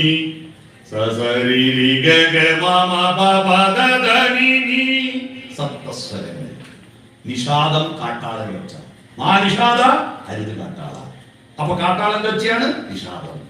ആനന്ദം അനന്താനന്ദം ജഗദാനന്ദം സംഗീതം പറഞ്ഞിട്ട് ആ ഫിലിമിൽ നിഷാദം സംഗീതം സംഗീതം നിഷാദത്തിലേക്ക് ഒരു പോക്കുണ്ട്. അതാണ് നിഷാദം. ആ അട്ടഹാസം നിന്ന് മെല്ലെ പറയാൻ തുടങ്ങി. ഷഡ്ജത്തിലേക്ക് വന്നപ്പോ സംസ്കാരം ഉടലെടുത്തു. എപ്പോഴാ മനുഷ്യൻ സംസ്കാരം ഉടലെടുത്തത്? ഈ വിദ്യ കാട്ടാളത്വത്തിൽ നിന്നും നാദരൂപിണി ശങ്കരി നാദത്തിലേക്ക് ഒറ്റ നാദമായി മാറിയപ്പോഴാണ് മനുഷ്യൻ സംസ്കാരം ഉണ്ടായത്. നിങ്ങളുടെ വീട്ടിൽ കാട്ടാളത്വമാണോ അട്ടഹാസമാണോ അല്ല മനുഷ്യത്വമാണോ എന്നുള്ളതെന്ന് അറിയാൻ എന്താ? നിങ്ങളുടെ വീട്ടിൽ നിങ്ങൾ അറിയാതെ മൊബൈലിൽ എല്ലാവരുടെ വർത്താനം ഒന്ന് വിളിച്ചു വെച്ചാൽ മതി. രാവിലെ ഫസ്റ്റ് തുടങ്ങുമ്പോൾ ചെയ്താ ഫസ്റ്റ് തുടങ്ങുന്നത് സ്കൂൾ ബസ് വരേണ്ട സമയമായിട്ട് ചെക്കൻ എണീറ്റിട്ടില്ല, റെഡി അടുപ്പത്തൊന്നും ആയിട്ടില്ല, ഇവനാന്നും എണീക്കുന്നില്ല. ഇതാണ് ആദ്യം കേൾക്കുന്നത്. കാട്ടാളത്വം നിഷാദന്റെ ശബ്ദമാ തുടങ്ങുന്ന നിങ്ങളുടെ വീട്ടിൽ അധിവസിക്കുന്നത് ദുർഗയല്ല, സരസ്വതിയല്ല, മഹിഷാസുരന. പോത്ത് പോലെ കിടന്നുറങ്ങുന്നെന്ന് പറഞ്ഞിട്ടില്ലേ? പോത്താണ് ഈ മഹിഷം പിടികിട്ടിയ. ഈ മഹിഷം എന്ന് പറഞ്ഞാൽ പോത്താ. അതാണ് നമ്മൾ മനുഷ്യന്മാർക്ക് വിടുവില്ലെങ്കിൽ എല്ലാരും പോത്തേന്ന് വിളിക്കുന്നില്ലേ? പോത്തൊന്ന് തെറ്റിയതാ. പോത്ത് എന്ന് പറഞ്ഞാൽ മഹിഷം. ശബ്ദം ക്രമീകരിച്ച് നാദമാക്കി മാറ്റിയപ്പോ ആ ശബ്ദത്തിന്റെ ക്രമീകരണമാണ് അക്ഷരം. അതാണ് അമ്മ പഠിപ്പിക്കുന്ന അക്ഷരം. അക്ഷരങ്ങൾ വർത്തമാനം പറയാൻ പഠിച്ച കുട്ടിയാണ് അരിയിൽ എഴുതിക്കുന്നത്. മാഷന്മാർ അക്ഷരങ്ങൾ എഴുതാൻ പഠിപ്പിക്കുന്നത്. ഈ നാദം അക്ഷരം പഠിപ്പിക്കുന്ന മാതൃഭാവം, ആ അക്ഷരമാണ് തുടങ്ങേണ്ടത്. ഇതാണ് അറിവ്. അതുകൊണ്ട് മക്കളെ അക്ഷരം പഠിപ്പിച്ചതാരാ? അംഗനവാടിയിലെ LKG ടീച്ചറല്ല, അരിയിലെ മാഷല്ല, ആരാ? ശബ്ദമാണ്. ശബ്ദത്തിലെ അക്ഷരത്തിന് അർത്ഥം മാറുമ്പോ ശബ്ദം മാറുമ്പോ അർത്ഥം മാറും ഇല്ലേ? ശബ്ദം മാറുമ്പോ അർത്ഥം മാറൂല്ലേ? ഇപ്പൊ പോയാൽ മാവേലി എക്സ്പ്രസ് കിട്ടുവോ? അപ്പൊ ഒരു പിടിയിലുള്ള പറഞ്ഞ് കിട്ടും. അപ്പൊ ഒരു ഓട്ടോറിക്ഷക്കാരൻ പറഞ്ഞാൽ കിട്ടും. രണ്ടാളും കിട്ടുന്ന പറഞ്ഞു. പക്ഷെ രണ്ടാമത്തെ ആള് കിട്ടില്ല എന്നാ പറഞ്ഞല്ലേ? കിട്ടില്ല എന്നല്ലേ ഉദ്ദേശിച്ചത്? എങ്ങനെയാ കിട്ടും? കിട്ടില്ല എന്നല്ലേ? അല്ലേ? എടാ എന്ന് വിളിക്കുന്നതും എടാ എന്ന് വിളിക്കുന്നത് രണ്ടർത്ഥല്ലേ? ഒരു വാക്കിന് അർത്ഥം നിശ്ചയിക്കുന്നത് അത് ഉപയോഗിക്കുന്ന സന്ദർഭവും അത് ഉപയോഗിക്കുന്ന ആളും അത് ഉപയോഗിക്കുന്ന ശബ്ദവുമാണ്. ആ ശബ്ദം ക്രമീകരിക്കാൻ പഠിക്കണം. അപ്പോഴാണ് നിങ്ങളുടെ ഉള്ളിൽ സംസ്കാരം മുതലെടുക്കുന്നത്. ആ സംസ്കാരം മുതലെടുക്കുന്നത് നാദരൂപത്തിലാണ്. നിങ്ങളുടെ വീട്ടിൽ നാദം ഉണ്ടാവണം. ആ നാദം മൂകതയെ ഭഞ്ജിക്കുന്നു. മിണ്ടാണ്ടിരിക്കുമ്പോ കാട്ടാളന്മാരൊന്നും വർത്താനം പറയാതെ മിണ്ടാണ്ടിരിക്കുക, തിന്നാ കിടന്നുറങ്ങുക, ഈ പരിപാടിയുള്ളൂ. അവിടെയാണ് ആശയവിനിമയം ആരംഭിച്ചത്. മൂകതയെ കൊന്നപ്പോ മൂകത ഒരു അസുരനാണ്. ആ മൂകാസുരനെ കൊന്നു കളഞ്ഞു ദുർഗ. അങ്ങനെയാണ് ദുർഗ മൂകാംബിക എന്നറിയപ്പെട്ടത്. മനസ്സിലായോ? മൂകാംബിക എന്ന് പറഞ്ഞാൽ പലരും വിചാരിച്ചത് മിണ്ടാണ്ടിരിക്കുന്ന അംബിക എന്നാണ്. അല്ല, മൂകതയെ ഭഞ്ജിച്ച അംബിക, മൂകാസുരനെ കൊന്ന അംബിക, അതാണ് മൂകാംബിക. എന്ന് പറഞ്ഞാൽ വർത്തമാനം പറയണം എന്നർത്ഥം, മിണ്ടാണ്ടിരിക്കലല്ല. പക്ഷെ ഇപ്പൊ മൂകാസുരനാണ് നമ്മുടെ വീടുകളിൽ എല്ലാം കുടികൊള്ളുന്നത്. ശ്രദ്ധിച്ചോ? നിങ്ങളുടെ വീട്ടിൽ എത്ര വർത്തമാനമുണ്ട്, അവിടെ ദേവിയുണ്ട്. എന്നാൽ ചത്വരത്തിൽ നിന്ന് ചതുരത്തിലേക്ക് നമ്മൾ ചുരുങ്ങിയില്ലേ? ചത്വരം എന്ന് പറഞ്ഞാൽ മുറ്റം. ചത്വരം മുറ്റം. മുറ്റത്താരും ഇറങ്ങുന്നുണ്ടോ? വേറെ ഇറങ്ങുന്നുണ്ടോ? ഇല്ല. എല്ലാരും ചതുരമുള്ള ഈ ചതുരത്തിലേക്ക് ചുരുങ്ങി അല്ലേ? പുറത്തു പറയുന്ന ആരും കേൾക്കണ്ട. എനിക്ക് ചെവി ഇത് വെച്ചിട്ടുണ്ട്, അത് കേട്ടാ മതി. ഞാൻ കേൾക്കുന്ന പാട്ട് നിങ്ങൾ കേൾക്കണ്ട എന്ന സ്വാർത്ഥത, സെൽഫിഷ്നെസ് ആണ്. സെൽഫി കൂടി സ്വാർത്ഥത കൂടുന്നതിന്റെ ഭാഗമാണ് ഈ ചെവിയിൽ വെച്ചിട്ട് ഞാൻ കേട്ടാ മതി പാട്ട്, നീ കേൾക്കണ്ട. മനസ്സിലായോ? എല്ലാരും ഇപ്പൊ ചെവിയില്ല. ഇന്നത്തെ കുട്ടികളെല്ലാം 45-50 വയസ്സ് കഴിയുമ്പോൾ ഒന്നും ചെവി വെക്കൂല. ഇന്ന് രാവിലെ റേഡിയോയിലേക്ക് ഞാൻ പറഞ്ഞല്ലേ, ഇന്നൊരു ഡോക്ടർ ഒരു ഇയർ ഇതിനെ പറ്റിയിട്ട് ഗവേഷണം നടത്തിയ ഒരു ഡോക്ടറുമായിട്ട് അഭിമുഖം ഉണ്ടായിരുന്നു. ഇന്ന് രാവിലെ 10 മണിക്ക് ഇന്ന് ആരോഗ്യ കേരളം പരിപാടി. ആ ഡോക്ടർ പറഞ്ഞത് ഇന്നത്തെ കുട്ടികൾ 45-50 വയസ്സ് കഴിയുമ്പോഴേക്ക് എല്ലാവരും ബധിരന്മാരാവും. കാരണം എല്ലാം ചെവിയിൽ വെച്ചിട്ടാണ് കേൾക്കുന്നത്. എല്ലാരും ചെവിയിൽ വെച്ചിട്ടാണ് കേൾക്കുന്നത്. വേറെ ആരും കേൾക്കണ്ട, എനിക്ക് മാത്രം കേട്ടാ മതി. നാദരൂപിണിയെ കൊല്ലുക. മൂകതയാ, ഉണ്ടുന്നില്ല, പറയുന്നില്ല. നിങ്ങളുടെ കമ്മ്യൂണിക്കേഷൻ, നിങ്ങളുടെ അയൽവാസികളുമായി, നിങ്ങളുടെ വീട്ടുകാരുമായി, നാട്ടുകാരുമായി നിങ്ങളുടെ സംഭാഷണം, സോഫ്റ്റനായ സംഭാഷണം ഉണ്ടെങ്കിലാണ് വിദ്യ അമൃതവൽക്കരിക്കപ്പെടുന്നത്. അതുണ്ടാവണം നിങ്ങളുടെ വീട്ടിൽ. എങ്ങനെയാണ് നിങ്ങളുടെ വീട്ടിൽ സംഭാഷണം സോഫ്റ്റനാവുന്നത്? സോഫ്റ്റൻ എന്ന് പറഞ്ഞാൽ SOFTEN സ്പെല്ലിംഗ്. ആ സ്പെല്ലിംഗ് നിങ്ങളുടെ വീട്ടിൽ എക്സ്പാൻഡ് ചെയ്യണം. എസ് എന്ന് പറഞ്ഞാൽ സ്മൈൽ എന്നാണ്. സരസ്വതി ദേവി പുഞ്ചിരിച്ചു നിൽക്കുകയാണ് അല്ലേ? കാളരാത്രി കാളരാത്രി നാവ് നെട്ടി ഉഗ്രരൂപിണിയായി നിൽക്കുന്ന ഈ കാളരാത്രി വിദ്യാരംഭമാകുമ്പോഴേക്ക് പുഞ്ചിരിയായിട്ട് മന്ദസ്മിതങ്ങളായി മാറണം. സ്മൈൽ, പുഞ്ചിരിക്കൂ. പുഞ്ചിരിക്കാൻ അറിയുന്ന ഒരേ ഒരു ജന്തു ഈ ലോകത്തുള്ളൂ, അത് മനുഷ്യൻ മാത്രമാണ്. അല്ലേ? ഏതെങ്കിലും പക്ഷിമൃഗാദികൾ പുഞ്ചിരിക്കാറുണ്ടോ? നമ്മൾ മാത്രമേ പുഞ്ചിരിക്കൂ. എന്നാ മസിലും പിടിച്ച് നിൽക്കുക, ഒന്ന് ചിരിക്കുക. സർവത്ര സമദർശിന, സമദർശികൾക്ക് എല്ലായിടത്തും ദൈവം. അതാണ് ഈശാവാസ പുരുഷൻ. മണ്ണിലും വിണ്ണിലും തൂണിലും തുരുമ്പിലും ദൈവമിരിക്കുന്നു, അവൻ കരുണാമയനായി കാവൽ വിളക്കായി കരളിലിരിക്കുന്നു എന്നുള്ള പഴയ സിനിമാ പാട്ട് ഈശാവാസ്യ വംശത്തിന്റെ സിമ്പിളായ വ്യാഖ്യാനാണ്. എല്ലായിടത്തുമുള്ള ദൈവത്തെ അപ്പോ മാതൃ പ്രേമരൂപേണ സംസ്ഥിത. ദേവിയെ പ്രാർത്ഥിക്കുന്നതിൽ ഏറ്റവും മനോഹരമായ മന്ത്രമേതാ? യാ ദേവി സർവഭൂതേഷു. എന്താ ഈ ഭൂതം? കുട്ടികൾ തെറ്റിദ്ധരിച്ചു. ഭൂതം എന്ന് പറഞ്ഞാൽ പ്രേതാണ്. ഭൂതം എന്ന് പറഞ്ഞാൽ സംഭവിച്ചതെന്ന ഭൂതകാലം. ഈ പ്രേതത്തിന് ഭൂതം എന്ന് പേര് വന്നത് മരണം സംഭവിച്ചത് കൊണ്ട്, എന്നിട്ട് പിന്നെ എണീറ്റ് നടക്കുന്നതുകൊണ്ടാ ഭൂതം എന്ന് പറഞ്ഞത്. ഇപ്പൊ നാട്ടിൽ മരിച്ചുപോയ ആരും എണീറ്റ് നടക്കുന്നില്ല. പ്രേതമുണ്ട് ഇപ്പൊ നാട്ടിൽ. പ്രേതങ്ങളിൽ പോയി, കാരണം ഇലക്ട്രിക് ലൈൻ വന്നതോടുകൂടി പ്രേതങ്ങളിലെ ആകാത്തൂട്ട പോകുമ്പോൾ ലൈൻ തട്ടിച്ചെത്തു പോയി. ഇപ്പൊ ഉണ്ട് നാട്ടിലെ പ്രേതം കൂടുതൽ വളരെ കുറവാണ്. തീരെ ഭക്തന്മാർക്കേ പ്രേതം കിട്ടും. മരണം സംഭവിച്ചു പോയതിനെയാണ് ഭൂതം എന്ന് പറയുക. ഭൂതം എന്ന് പറഞ്ഞാൽ ഈ പ്രകൃതിയിൽ ഉണ്ടായ സംഭവിച്ച ഭൂതങ്ങളെയാണ്. ഏതാ? പഞ്ചഭൂതങ്ങൾ. പഞ്ചഭൂതങ്ങൾ അതാണ് ആദ്യം ഉണ്ടായത്. പ്രകൃതി പ്രാ എന്ന് പറഞ്ഞാൽ ഫസ്റ്റ്, പ്രൈമറിയ ഫസ്റ്റ്. കൃതി എന്ന് പറഞ്ഞാൽ ഉണ്ടായത്, ആദ്യം ഉണ്ടായത്. അതാ പ്രകൃതി. എന്താ ഉണ്ടായത്? 5 എണ്ണം. പൃഥ്വി, അപ്പ്, തേജസ്, വായു, ആകാശം. പൃഥ്വി ഭൂമി, അപ്പ് വെള്ളം, തേജസ് അഗ്നി, വായു ആകാശം. ഈ 5 എണ്ണം ആദ്യം ഉണ്ടായത്. അതിന് പഞ്ചം എന്ന് പറയും.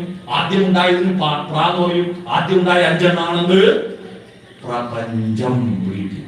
പ്രപഞ്ചം പ്രപഞ്ചം എന്ന് പറയുന്ന സാധനം എന്താ മനസ്സിലായോ? ഈ 5 എണ്ണമാണ്. ഈ 5നും പൃഥ്വത്തേജോ വായുവാകാശങ്ങളിൽ പ്രേമരൂപേണ സംസ്ഥിത. ഈ പ്രേമം എന്ന് പറഞ്ഞാൽ നമ്മുടെ പിള്ളേർ തെറ്റിദ്ധരിച്ചു പോയി.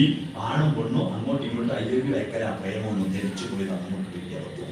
പ്രേമം എന്ന് പറയുന്നത് വിശ്വപ്രേമം. രാധാകൃഷ്ണന്മാരുടെ പ്രേമത്തെ പറ്റി നിങ്ങൾ കേട്ടിട്ടുണ്ടോ? കേൾക്കണമെങ്കിൽ വള്ളത്തോൾ നാരായണ മേനോന്റെ ശിഷ്യനും മകനും എന്ന് പറയുന്ന ഒരു കവിത ഖണ്ഡകാവ്യമുണ്ട്. പാർവതിയും ശിവനും തമ്മിൽ ഒരു ഭയങ്കര ചോർന്നടക്കുന്നു. ഭാര്യയും ഭർത്താവും തമ്മിൽ ശണ്ടയുണ്ടെങ്കിൽ ആ ശണ്ട പരിഹരിക്കാനുള്ള സൂത്രം ശിഷ്യനും മകനും എന്ന കവിത വായിച്ചാൽ മതി. ഡൈവോഴ്സ് നോട്ടീസ് അയച്ചാൽ ഇവരെ രണ്ടാളെ വിളിച്ചിട്ട് ഈ കവിത വായിച്ചാൽ അതിനോടുകൂടി ഡൈവോഴ്സ് വിളിച്ച് ഒന്നിച്ചു പോയിക്കോട്ടെ. നിങ്ങൾ വായിച്ചു നോക്കി. ഞാൻ കാര്യം പറഞ്ഞ ഞാനിത് തമാശ പറയുന്നതല്ല. ഞാൻ തൃശ്ശൂർ ജില്ലയിൽ പഞ്ചായത്ത് പ്രസിഡന്റുമാർക്കും ഉദ്യോഗസ്ഥന്മാർക്കും പരിശീലനം കൊടുക്കുന്ന ഒരാളാണ്. അവിടെ ഒരു പാഠമാണ്, ഒരു ക്ലാസ്സാണ് ക്രൈസിസ് മാനേജ്മെന്റ്. പ്രശ്നങ്ങൾ ഉണ്ടാവുമ്പോൾ എങ്ങനെ അതിജീവിക്കാം. അതിന് ഞാൻ ഉദാഹരിക്കുന്നതാണ് ശിഷ്യനും മകനും. എന്താ സംഭവം അറിയോ? പരശുരാമൻ ശിവന്റെ ഭക്തനാണ്, ശിവന്റെ ശിഷ്യനാണ്. പരശുരാമൻ ഒരു ദിവസം നേരെ അങ്ങ് കയറി ചെല്ലുമ്പോ ആ ഗണപതി കാവൽ നിൽക്കുക. ഗണപതി പറഞ്ഞ അടങ്ങുണ്ട് പോലെ അച്ഛനും അമ്മ ആദ്യം ഇങ്ങനെ ഒറ്റയ്ക്ക് ഇരിക്കുകയാണ്. അങ്ങോട്ട് കഴിയുമ്പോൾ അതെ എന്റെ ഗുരുവിനെ കാണാൻ നിന്റെ അനുവാദമായിട്ട് വേണ്ടോ? നിന്നോടാ പോലാന്ന് പറഞ്ഞു പറഞ്ഞു ഗണപതി. എന്താ പോയാൽ ആ ഗർഭമുണ്ടല്ലോ അഹന്തയോട് കൂടി പരശുരാമൻ കടന്നപ്പോ ഗണപതി കാലുവാരി. ലോകത്ത് ആദ്യത്തെ കാലുവാരി ഗണപതി. പരശുരാമന്റെ കാലുവാരി കാല് പിടിച്ച് വലിച്ചിട്ട് ആകാശത്ത് ഒരു സർപ്പവും കറങ്ങിയിട്ടായിരിക്കും. പരശുരാമൻ ആകെ ഇങ്ങനെ കറങ്ങിയാൽ ഒരു വല്ലാത്തൊരവസ്ഥയുണ്ടല്ലോ. പരശുരാമൻ കോപം കൊണ്ട് ജ്വലിച്ചിട്ട് തന്റെ കയ്യിലുള്ള മണ്ണുണ്ടല്ലോ ശിവൻ കൊടുത്തത് ഒരൊറ്റ വേറ് ഗണപതിയുടെ കൊമ്പിന് പോയി കൊണ്ടിട്ട് ഗണപതിയുടെ കൊമ്പതാ മുറിഞ്ഞ് രക്തപ്രളയം. ഗണപതി ആനയുടെ ചിന്നംപുലിയിലുള്ള കരച്ചില് കേട്ടിട്ട് അകത്തു നിന്ന് പാർവതിയും പരമേശ്വരൻ ഓടി വന്നു. എന്താ സംഭവം നോക്കുമ്പോ പരശുരാമൻ ഇങ്ങനെ കത്തിജ്വലിച്ച് നിൽക്കുന്നു. ഗണപതി കൊമ്പ് മുറിഞ്ഞ് ചോരയിൽ കുളിച്ചു നിൽക്കുന്നു. പാർവതിക്ക് ഇന്ന് ദേഷ്യം വന്നില്ലേ? മഹാകാളിയായി പാർവതി. ഉടൻ മഹാദേവിയുടെ തുകയാൽ അഴിഞ്ഞവർ പൂങ്കുഴലൊന്നൊതുക്കി ജ്വലിച്ച കൺകൊണ്ടൊരു നോക്കി പാർശ്വസ്ഥനാകും പതിയോട് രച്ചു. ഭർത്താവിനോട് ചോദിച്ചു, കിട്ടിയില്ലയോ ദക്ഷിണ വേണ്ടുവോളം വിശിഷ്ടനാം ശിഷ്യനിൽ നിന്നിതാനി ദിവ്യായുധം വല്ലതുമുണ്ട് ബാക്കി ആയെങ്കിൽ അതും നൽകി അനുഗ്രഹിക്കാം. ശിഷ്യന് കൊടുത്ത അറിവിന് ദക്ഷിണ കിട്ടിയല്ലോ. അച്ഛൻ കൊടുത്തോര് കൊടും കുഠാരം മകന്റെ നേർക്ക് താഞ്ഞു വിട്ടു. അങ്ങനെയല്ലേ മരിച്ചത് അച്ഛൻ കൊടുത്ത. ഇനി എന്തെങ്കിലും ദിവ്യായുധം അത് കൂടി കൊടുക്കേ കിട്ടിയില്ലേ എന്ന് പറഞ്ഞിട്ട് പാർവതി കത്തിക്ക് വിളിച്ചു നിൽക്കുന്ന ശിവനാകെ പ്രശ്നമായി. ശിഷ്യൻ ചെയ്തത് വീരധർമ്മം, എന്നാ സുധാംഗ വൈകല്യം, ഒരു ഉഗ്രശല്യം. എന്താ ഇപ്പൊ പാർവതിയെ സമാധാനിപ്പിക്കേണ്ടെന്ന് മനസ്സിലാവാതെ ടെൻഷൻ അടിച്ചു നിൽക്കുമ്പോഴാണ് ആകാശത്ത് ഒരു ഓടക്കുഴൽ വീഴുന്നത്. പ്രേമസ്വരൂപികളായിരിക്കുന്ന രാധാകൃഷ്ണന്മാർ ഇറങ്ങി വന്നിട്ട് ഇവരുടെ പ്രശ്നങ്ങൾ രമ്യമായി പരിഹരിക്കുന്ന ഒരു ഭാഗമുണ്ട്. ഈ ഭാഗം വായിച്ചാൽ എല്ലാ ഭർത്താക്കന്മാരും ഭാര്യയും തമ്മിലുള്ള ശണ്ട അപ്പത്തിയും. അതുകൊണ്ട് നാളെ തന്നെ ഭാര്യയും ഭർത്താവും തമ്മിൽ ഉണ്ടാക്കുന്നുണ്ടെങ്കിൽ ശിഷ്യനും മകനും എന്ന് പറയുന്ന പുസ്തകം DC ബുക്സിലുണ്ട്. കണ്ണൂര് അവിടെ പോയി വാങ്ങുക, അല്ലെങ്കിൽ മാതൃഭൂമി ബുക്സിലുണ്ട്, വാങ്ങുക. അത് വായിച്ചാൽ തീർന്ന പ്രശ്നമുണ്ട്. അറിവില്ലാത്തതിന്റെ പേരിലാണ് എല്ലാ വിദ്വേഷങ്ങളും ഉണ്ടാവുന്നത്. വെളിച്ചമുള്ളിടത്ത് ഇരുട്ടോടിയാകലും. ഇരുട്ടത്ത് വെളിച്ചമടിക്കാം, പക്ഷെ വെളിച്ചത്തിൽ ഇരുട്ടടിക്കാൻ പറ്റുമോ? ഒരു ടോർച്ച് കറുത്ത തുണി ചുറ്റിയിട്ട് അടിച്ചാൽ ഇരുട്ട പോവോ? ഇല്ല. ഇരുട്ടത്ത് വെളിച്ചടിക്കാം, വെളിച്ചത്ത് ഒരിക്കലും ഇരുട്ടടിക്കാൻ പറ്റില്ല. വെളിച്ചമില്ലാത്ത പ്രശ്നം. വെളിച്ചമില്ലാത്ത നിങ്ങളുടെ മനസ്സിൽ വിദ്യ അമൃതമാക്കിയില്ല. അതാണ് എല്ലാ വിദ്വേഷങ്ങൾക്കും എല്ലാ അസ്വസ്ഥതകൾക്കും കാരണം. അമൃതമാക്കണം. ആ വെളിച്ചം കൊണ്ടുവരണം. ആ വെളിച്ചം ഏറ്റുവാങ്ങണം. അറിവിന്റെ വെളിച്ചം അതെപ്പോഴും കോളേജിൽ പഠിക്കുമ്പോൾ സ്കൂളിൽ പഠിക്കുമ്പോൾ ഏറ്റുവാങ്ങിയത് പോരാ. അത് നിരന്തരം അമൃതമാക്കണമെങ്കിൽ അതിനെ നിരന്തരം പുതുക്കിക്കൊണ്ടിരിക്കണം, വികസിപ്പിച്ചുകൊണ്ടിരിക്കണം. അതാണ് മക്കളെ പ്ലസ്. പ്ലസ് പ്രേമം, വിശ്വപ്രേമത്തിന്റെ പ്ലസ് അറിയണം. സൂര്യൻ ഭൂമിയോടുള്ള പ്രേമം കൊണ്ടാണ് ഞാൻ പ്രസവിക്കുന്ന. സൂര്യൻ ഭൂമിയെ പ്രണയിച്ച് അതിന്റെ ചുംബനമേറ്റത് സൂര്യപ്രകാശത്തെ ഏറ്റുവാങ്ങിയ ആന്ധ്രയിലെ നെൽച്ചെടിയുടെ നെല്ലോലകളാണ് ആ സൂര്യന്റെ കിരണങ്ങളുടെ ചുംബനം ഏറ്റുവാങ്ങിയത്. ആ ചുംബനം കൊണ്ടാണ് ഞാനിപ്പോ പ്രസവിക്കുന്നത്.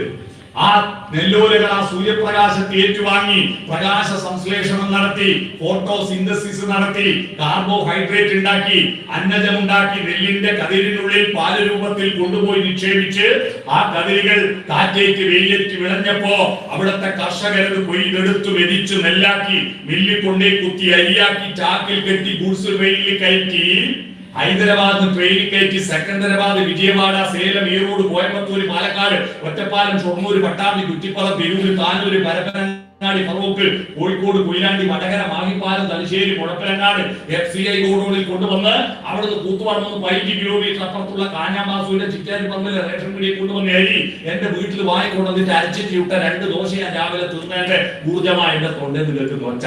ഇത് സൂര്യന്റെ ഭൂമിയോടുള്ള പ്രണയമാണ്.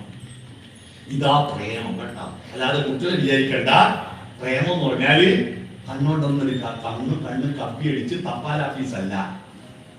ലോക തപാൽ ദിനാണ്. കണ്ണോണ്ട് കമ്പിയടിക്കാനല്ല പ്രേമം. വിശ്വപ്രേമം അറിയാത്ത കുട്ടികളാണ് പ്രണയത്തിന്റെ പേരിൽ കുരുക്കിൽപ്പെടുന്നത്. വിശ്വപ്രേമം അതാണ് പ്രേമരൂപേണ സംസ്ഥിതഃ നമസ്തസ്യേ നമസ്തസ്യേ നമസ്തസ്യേ നമോ നമഃ. എല്ലാ ഭൂതങ്ങളിലും ദേവിയെ കാണണം. പഞ്ചഭൂതങ്ങളിലും ദേവിയെ കാണണം.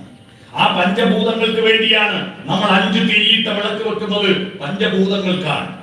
2 തിരിയിട്ട വിളക്ക് കിഴക്കും പടിഞ്ഞാറും സൂര്യചന്ദ്രന്മാർക്കാണ്. പ്രഭാത വിളക്ക് എന്ന് പറയുന്നത് അസ്തമിച്ചു പോകുന്ന ചന്ദ്രന് പടിഞ്ഞാറ് ഭാഗത്തും ഉദിച്ചു വരുന്ന സൂര്യന് കിഴക്ക് ഭാഗത്തും. പ്രദോഷ വിളക്ക് എന്ന് പറയുന്നത് അസ്തമിക്കുന്ന സൂര്യന് പടിഞ്ഞാറ് ഭാഗത്തും ഉദിക്കുന്ന ചന്ദ്രന് കിഴക്ക് ഭാഗത്തും. 7 തിരിയിട്ട വിളക്ക് എന്ന് പറയുന്നത് ലോകത്തിൽ ഈ 7 ലോകങ്ങളിലേക്കാണ്. 7 ലോകങ്ങളിലുള്ള മനുഷ്യരോട് അറിവിനോട് ഐക്യദാർഢ്യമാണ് 7 തിരിയിട്ട്. ഇതിനെല്ലാം അർത്ഥമുണ്ട്. വെറുതെ വെക്കുന്നതല്ല വിളക്ക്. ആ വെളിച്ചം ഉള്ളിലേക്ക് ഏറ്റുവാങ്ങി. ആ ഉള്ളിലേക്ക് ഏറ്റുവാങ്ങാൻ നിങ്ങൾ ഹൃദയം തുറക്കണം. ഇവിടെ തുറക്കുക. അമ്പലത്തിൽ മുമ്പ് പോയി പ്രവർത്തിക്കുമ്പോ ഹൃദയം തുറക്കാൻ വേണ്ടിയിട്ട് ആ ലൈക്കടിക്കുന്ന വിരൽ ഇങ്ങോട്ട് കിട്ടുന്നത് മനസ്സിലായി. അമ്പലല്ല, ആ ദൈവത്തിനാണെങ്കിൽ ഇങ്ങോട്ടല്ലേ തോന്നുന്നത്. ഇങ്ങനെ തോന്നുന്നില്ലല്ലോ. ഇങ്ങനെയാണ് ഹൃദയം തുറക്കുക. ആ കത്തിച്ചു വെച്ച് വെളിച്ചത്തിന്റെ പ്രകാശത്തെ ഹൃദയത്തിലേക്ക് ഏറ്റുവാങ്ങലാണ് തുടരുന്നത്. ഹൃദയത്തിൽ മാത്രം പോരാ പ്രകാശം, വികാരങ്ങളിൽ മാത്രം പോരാ, ചിന്തയിലും വേണം. അതാണ് മേലേക്കാവില് താഴേക്കാവിലുള്ള വിളിയ. തൊഴുത് കഴിഞ്ഞിട്ട് ഇങ്ങനെ ആക്കുന്നില്ലേ, ഇവിടെ വേണം. എന്നിട്ടോ നെറ്റിയിൽ ഭസ്മവും ചന്ദനവും പൂശുന്നില്ലേ, എന്താ അതിൽ ചേർക്കേണ്ടത്?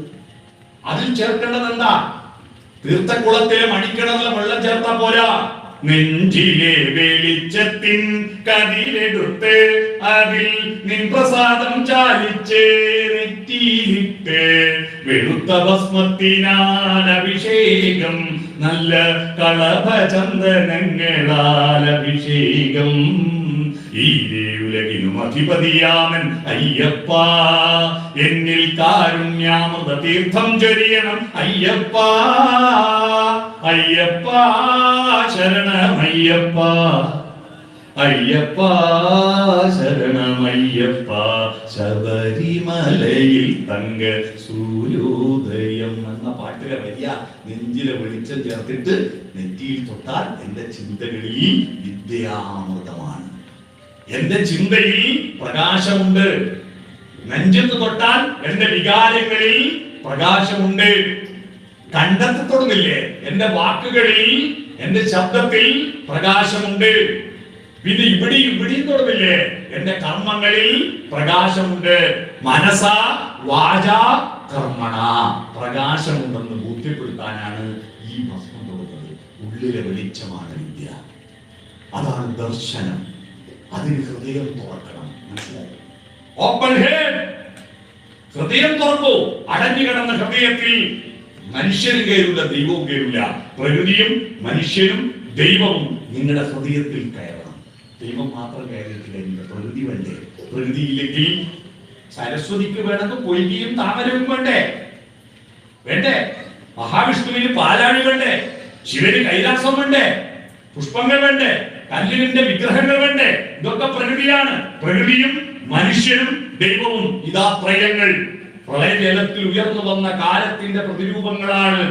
പ്രളയപയോധിയിൽ ഉറങ്ങിയുണർന്നൊരു പ്രഭാമയൂഖമേ കാലമേ. പ്രകൃതിയും ഈശ്വരനും ഞാനും നിന്റെ പ്രതിരൂപങ്ങളല്ലേ എന്നൊരു പാട്ടിൽ പറയുന്ന ഈ സാധന. പ്രകൃതിയും ഈശ്വരനും മനുഷ്യനും, ഇത് മൂന്നും ചേരാൻ ഹൃദയം തുറക്കും. Open head, SOI. അഹന്ത വേണ്ട, മുന്നോട്ട് വിളിയും, ഫോർവേഡ്. എന്തിനഹന്ത? നിങ്ങൾ ആലോചിച്ച് നോക്കൂ. നമ്മളെല്ലാം എല്ലാ കാലത്തും ഇവിടെ ഇവിടെ ഇരിക്കുന്ന ഇവിടെ ഇരിക്കുന്നൊരു 500 ആള്, പുറത്ത് റോഡ് മേൽ നിൽക്കുന്നൊരു 150 ആള്. ഇവരുടെ എല്ലാം തല നോക്കിയാൽ 150 കൊല്ലം കഴിഞ്ഞാൽ ആ തലയുടെ ഉണ്ടാവും, അല്ലെങ്കിൽ 100 കൊല്ലം കഴിഞ്ഞാൽ ഇവിടെ ഉണ്ടാവും. നമുക്ക് ഒരു പിടിയുണ്ടാവും. മെഡിക്കൽ കോളേജിലും ഉണ്ടാകുക അല്ലേ? മക്കൾ എഴുതി കൊടുത്തിട്ടുണ്ടെങ്കിൽ മെഡിക്കൽ കോളേജിൽ, അല്ല കത്തിച്ചു പോയോ, പയ്യാമ്പലത്ത് പോവോ, അല്ല വെറുതെ കുഴിച്ചിട്ടോ, അറിയില്ലല്ലോ.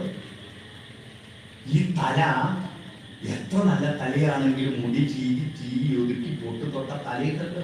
തിലകം ചാർത്തി ചിരിയുമഴകായി പല നാൾ പോറ്റിയ പുണ്യശിരസേ, ഉലകം വെല്ലാനുഴറിയ നീയം വില പിടിയാതൊരു തലയോടാവൂലെ. ഇത് പഠിക്കലാണ് വിദ്യ. ആത്മവിദ്യാലയമേ, ഇത് പഠിക്കണം. ആത്മവിദ്യ ആത്മവിദ്യാസംഘത്തിന്റെ പ്രധാന കേന്ദ്രമാണ് അഴീക്കോട്. അതിന്റെ പ്രധാനപ്പെട്ട പ്രചാരകനായിരുന്നു സുകുമാർ അഴീക്കോട്.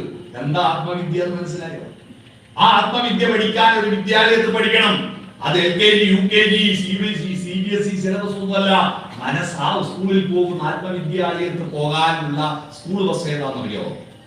മാനസ സഞ്ചരരേ ബ്രഹ്മണി മാനസ സഞ്ചരരേ. മനസ്സുകൊണ്ട് സഞ്ചരിക്കണം. ആ സഞ്ചാരത്തിന് കരുത്ത് കിട്ടാനാണ് നവരാത്രി ആഘോഷിക്കുന്നത്. അതുകൊണ്ട് ഈ നമ്മുടെ ശരീരം പോക്കാം. അതിനുകൊണ്ട് അഹന്ത വേണ്ട, മുന്നോട്ട് കുനിയൂ, തലയാട്ടി സമ്മതിക്കുക. സത്യം പറഞ്ഞാൽ ആ സത്യത്തെ അന്വേഷിക്കാൻ പുറപ്പെടുക. ആ സത്യമാണ് ഭൂമി. അതിൽ നന്മയാണ് ലക്ഷ്മി, ശിവം, അതിൽ സൗന്ദര്യമാണ് സരസ്വതി.